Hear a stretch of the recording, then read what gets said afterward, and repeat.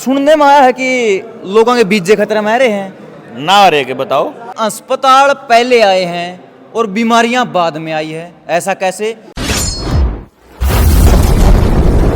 भाई सारे के सारे गांव खतरे के अंदर है, सारे के सारे गांव की नीलामी होने वाली है, किसी गांव की जमीन जो है उसके पास नहीं है और कहने लग रहे हैं इस हॉल के अंदर जो बैठे शख्स है कि भाई तारी नस्ल को नहीं रह रही, तारा बीज खत्म हो लिया और बीज खत्म करने की जो प्लानिंग करने लग रही सरकार। जान ले वहीं किस प्रकार था भाई, लोगों का बीज खत्म हो गया, लोगों की जो है नस्ल को नहीं बचने लग रही, सारी चीज समस्या में। डॉक्टर साहब कहाँ गए जी? नमस्कार। नमस्कार जी, नमस्कार। बैठो जी एक बारी। अरे बैठाओ। बैठो बैठो। सुनने में आया है कि लोगों के बीजे खतरे में आ रहे हैं ना रहे के बताओ। गांव में किसी के पास भी ना खेत के बीज हैं, ना डंगरों के बीज हैं और ना मानस बीज है। इसार में जाके पता करो कितने आईवीएफ सेंटर हैं, कितने रोज के बच्चे आवे हैं और कितने ब्याह हुए हैं एड़ा डिस्ट्रिक्ट में, बेरा लग जाएगा। कि जरूरत पड़गी इन सेंटर की बनाने की, ये मतलब मानस ने वो चीजें को, नेचुरल चीजें कौन चाहिए जो आपके बच्चों को खाने के लिए सरकारें दे रही हैं प्लानिंग के तहत, जीएम फूड हो गया, हाइब्रिड बीज हो गए, मिलावटी खाना हो गया, प्रिजर्वेटिव वाले मतलब सामान हो गया, पैकेट वाला फूड हो गया, जीएम वाला तेल हो गया, अभी तो जीएम सरसों को भी अप्रूवल दे दी।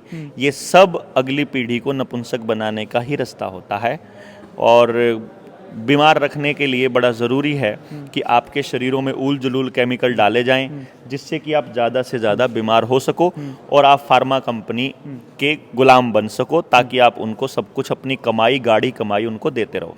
तो डॉक्टर साहब की जुबान से मैंने एक बात सुनी थी कि भाई अस्पताल पहले आए हैं और बीमारियां बाद में आई है, ऐसा कैसे? मतलब सरकार तो हॉस्पिटल इसलिए लाई होगी कि भाई लोग जो है उनका इलाज हो, उनकी बीमारियां खत्म हो, लेकिन डॉक्टर साहब ऐसे कह रहे हैं कि भाई अस्पताल आने के बाद बीमारियां आई है, ऐसा कैसे? एक काम करना, कुछ मत करना।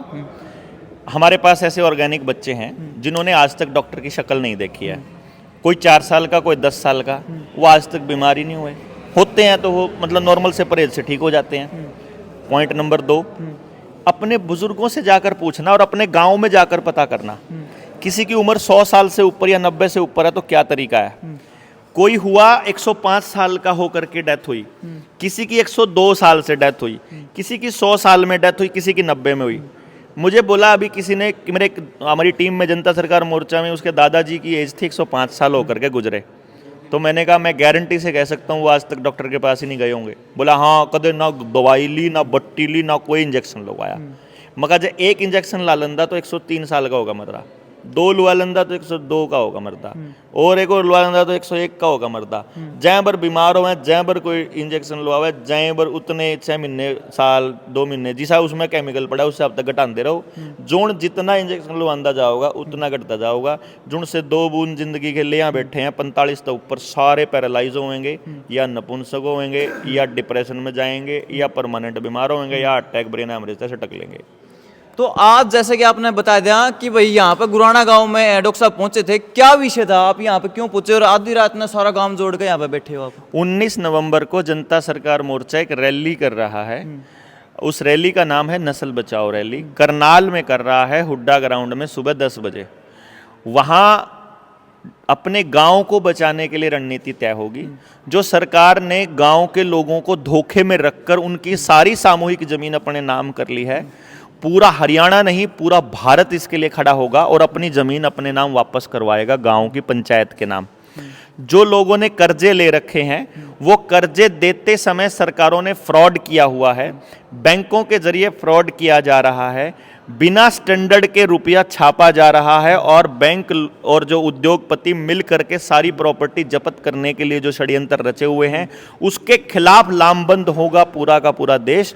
और उनको लामबंद करने के लिए ही चलेगा ये हमारा आंदोलन कि आप लोग आइए, अपने बच्चों को बचाइए, अपनी शिक्षा, स्वास्थ्य, न्याय, राजनीति और खेती से पूंजीवाद को बाहर कीजिए और जल, जंगल, जमीन, जानवर से रिलेटेड फैसले अपने अपना गाँव में कीजिए, अपनी ज़मीन को वापस लीजिए, अपने जोहड़ को मुक्त कराइए। टेक्नोलॉजी जिस तरह की ज़रूरत है वो अपनी पैदा कर सकते हैं, अपने बच्चों के लिए रोज़गार अपने गांव में दे सकते हैं, और पूरे देश का जो जो गांव पूरा इकट्ठा होकर आएगा और अपने गांव को बदलने की मुहिम को शुरू करेगा, हर गांव की हर ज़मीन को, हर आदमी को, हर घर को कर्जे से मुक्त करना हमारा पर्पज़ है। डॉक्टर साहब, जब आप सभा करने लग रहे थे, मैं भी सभा के अंदर मौजूद था। मेरे हरियाणवी में बताऊंगा, मेरे पॉइंट टू पॉइंट सारी की सारी बात खोपड़ी में पड़ी है, सारी समझ में आई A to Z। क्या आपने लगा है जो एडे बैठे दिन सारे के बयान दी होगी?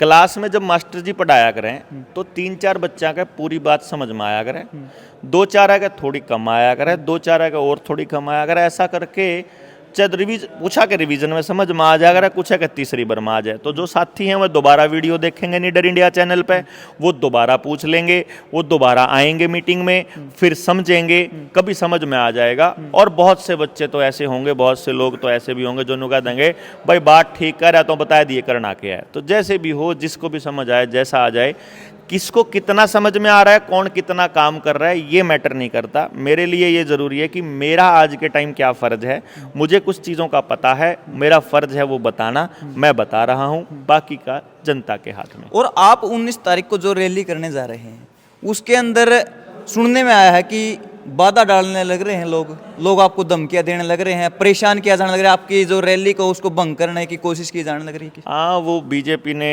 कुछ लोगों को लगाया है कि एक और रैली रख लो जहाँ से ज़्यादा लोग जा सकें, हैं उस जींद में रख लो।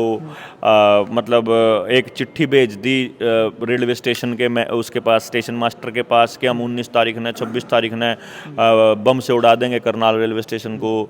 और फिर ऐसा करके कुछ ड्रामा चल रहा है और हम लोगों को भी नज़रबंद करने की प्लानिंग चल रही है कि गिरफ्तार कर लें, पर सरकार का नहीं समझ में नहीं आता, उल्टा पड़ेगा, बल्कि हम लोगों को गिरफ्तार करेगी तो उल्टा ही पड़ेगा। चलो भाई, तस्वीरें ने शेयर कर दियो, ज़्यादा लंबा हम खींचानेंगे, और जो मेन बात थी वो आपने ही बता दी है। आपका क्या कुछ कहना है? धन्यवाद डॉक्टर साहब। और आखिरी में एक बार संदेश, एक बार जनता सुनना चाहो है कि आप मतलब एक लाइन में पॉइंट टू पॉइंट नहीं बता दे, तमें तामने खुद ने बचाने खातिर यूँ कर लो। भाई देखो, गांव से पैसा बाहर मत भेजो, सरकारों को टैक्स देना बंद कर दो, सरकारी कर्मचारियों को लानत भेजो कि 2 साल पहले जो तुम लोगों ने हमारे बच्चों को मतलब जबरदस्ती घरों में कैद करके उनको जो शरीर में केमिकल डाले हैं, हरामखोरों, उसका हिसाब कौन देगा? जिसके भी साइड इफेक्ट आया है वो अपने साइड इफेक्ट के लिए मुआवजे के लिए कॉल करो।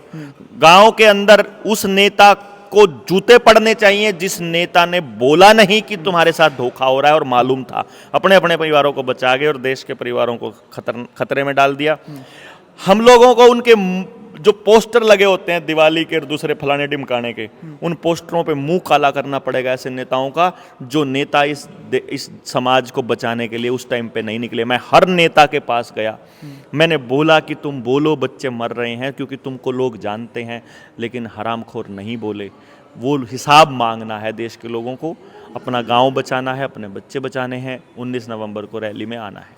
बिल्कुल, सारे बड़े बुजुर्ग काके ताऊ जितने देखने लग रहे, जितने जवान देखने लग रहे, सारे कोऑपरेट करियो, साथ आइयो, क्योंकि आज जो है इस मुहिम के पीछे जरूरत है युवाओं की। अगर युवा बढ़ चढ़ करके भाग ले होगे तो हम अपनी नस्ल भी बचा सका, अपने फसल के बीज भी बचा सका और अपने बीज भी बचा सका। सारी बात इसमें कहने में आयली, क्योंकि बहुत ज़्यादा संकट में है आज हम।